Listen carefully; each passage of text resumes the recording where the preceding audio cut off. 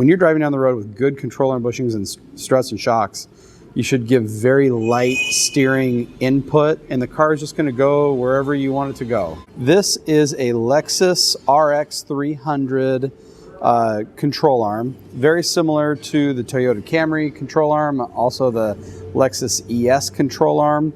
And the bushing right here is what provides the really nice, easy ride. Now, what I'm showing you, this bushing is worn out completely.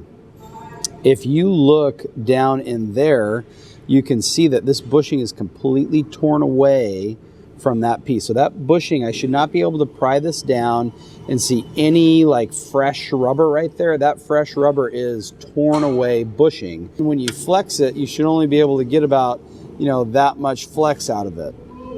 That much flex, and that's the entire weight of the car flexing on that constantly.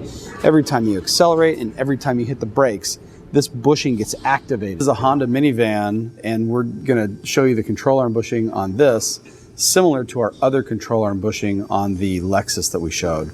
So you can see that the control arm bushing still has the same general design. It has it's mounted in 3 places: the lower ball joint, the front control arm bushing, and then the rear control arm bushing. Now, if you look at this bushing over here, I'm going to pull this guy back out. It is completely torn away and ripped. Here is a brand new bushing and an old bushing. So I wanted to show you this out of the car, out of the control arm completely.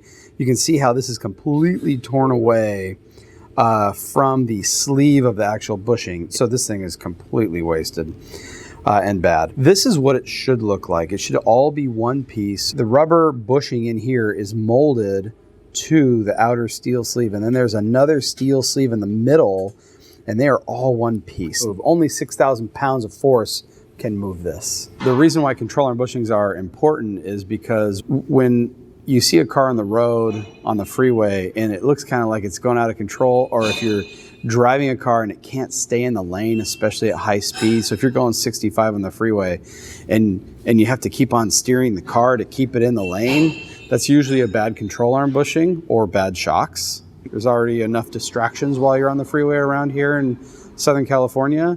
So adding bad shocks and bad control arm bushings only makes it that much more nerve-wracking. When you're driving down the road with good control arm bushings and struts and shocks, you should give very light steering input, and the car is just going to go wherever you want it to go.